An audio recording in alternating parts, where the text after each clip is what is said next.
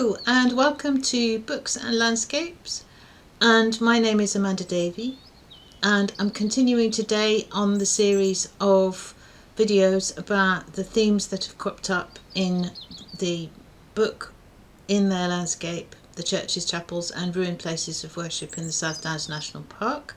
273 plus of them has thrown up some wonderful themes, and today I'm referring to some of the naturalist, botanists, animal lovers,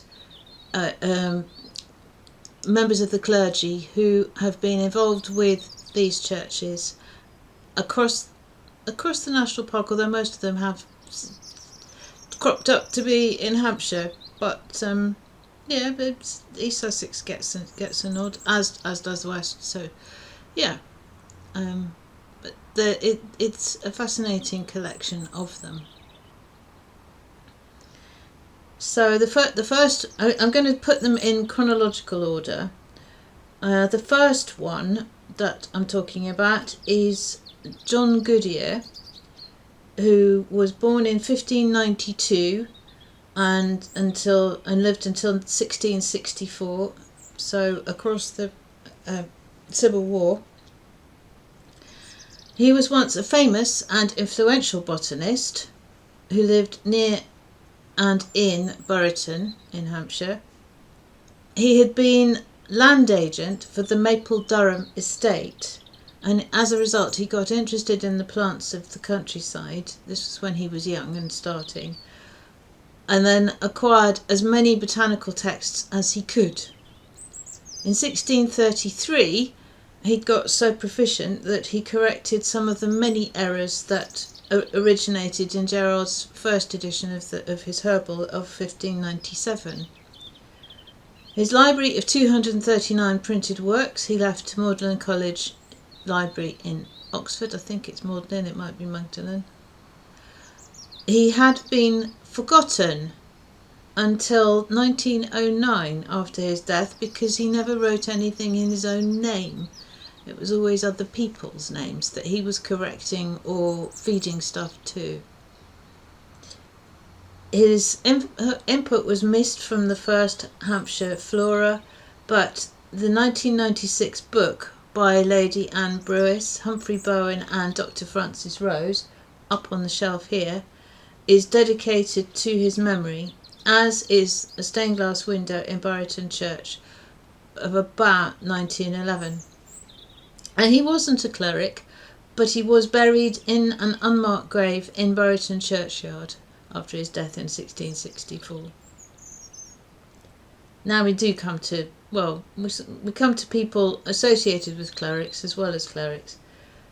Izaac Walton, the famous author of The Complete Angler of 1653, born 1593 to 1680, dying in 1683.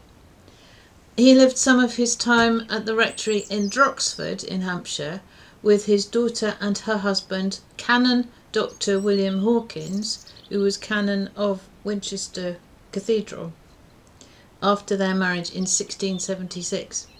This gave him access to the River Mearn, which was close to the church. Latterly, he leased Northington Farm, which is outside the National Park, but Northington Church is within the book.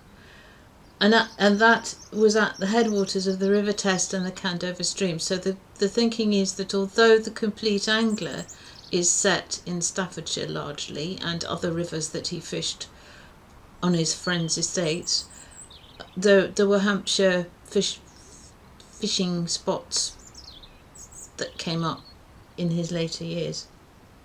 Of course, the most famous of the natural history clerics is the Reverend Gilbert White, and he lived from 1720 to 1793. I have done a separate video on him only a few weeks ago, 2 weeks ago.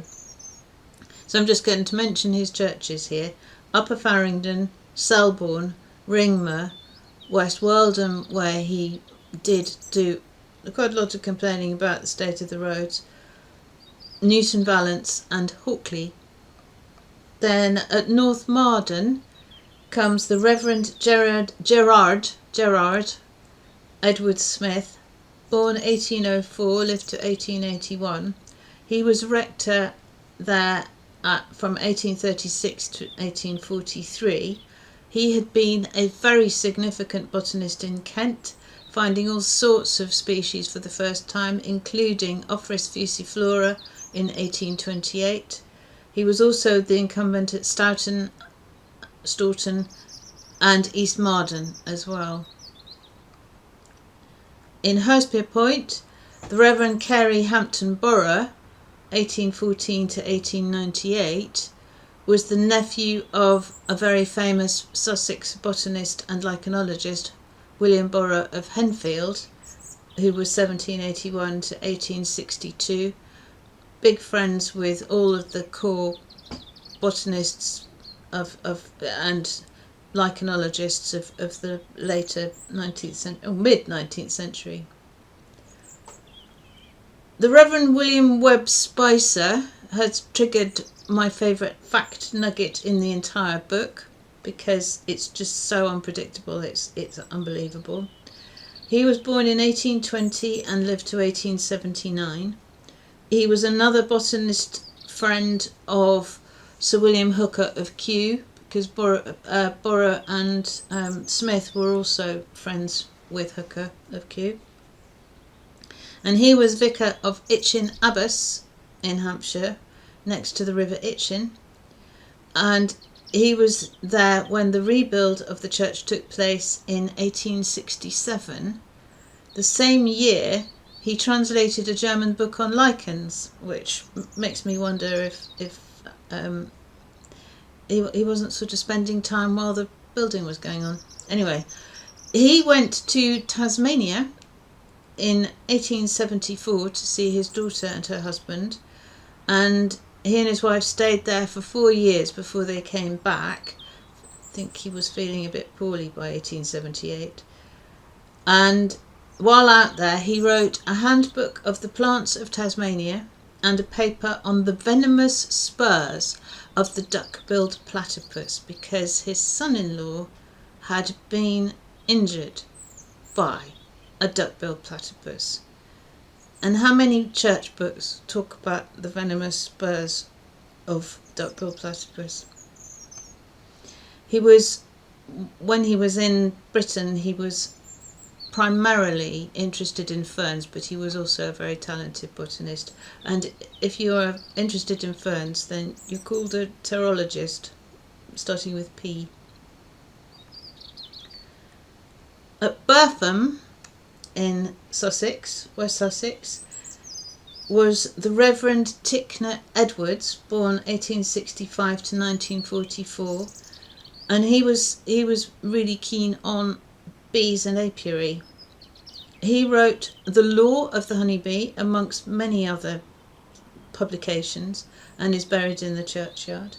He was an early writer on hitchhiking, and also known to have designed beehives. He had been rector at Folkestone in East Sussex from 1925 to 1927 before going to Burpham. And another of his many works was Bees as Rent Payers, which is a delicious title as far as I can see. A friend of his liked the tough wood texture of his bodily presence, his long nose, his opaque ivory parchment skin, his tree root neck, his shy, nervous, wild animal brown eyes. Then we jump, because the book was focused on particular time periods and access to gossip on the internet. So we come to the modern day, where Berwick Church in East Sussex has my one-time colleague, the Reverend Peter Blee, as a modern-day naturalist cleric, as well as being the author of a very fine book on the Bloomsbury paintings in the church. He was very helpful in getting swift boxes installed in his own churches, Alceston and Salmerston, which is not in the book. as well as in Ditchling Church. And in 2024, nesting swifts actually came to the Ditchling swift boxes. So that was wonderful, a wonderful sound to hear, and they were back last year as well. So it's an interesting question. Why is it that there were more? Because there were a lot more naturalist clerics than there are now. And thinking about it, is it that the way that education and career opportunities worked in pre-modern days made it, you had to either be, let's forget about either, you had to be one of three things. One, dilettante rich, so you didn't have to answer for your time to anybody else. Two, an academic, but to be an academic you had to be part of a university system that required you not to be married.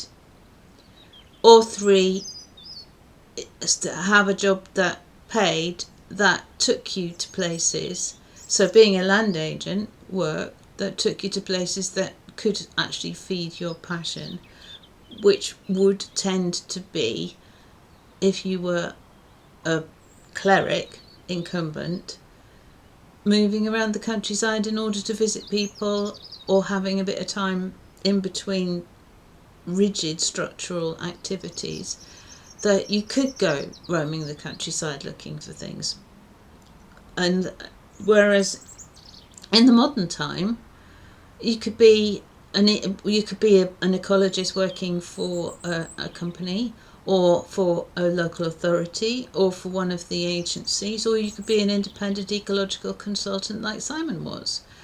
So it could be that it was something of the time.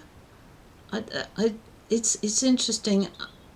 I don't know how many, other than Peter, are naturalist clerics of the modern day. It'd be interesting to find out.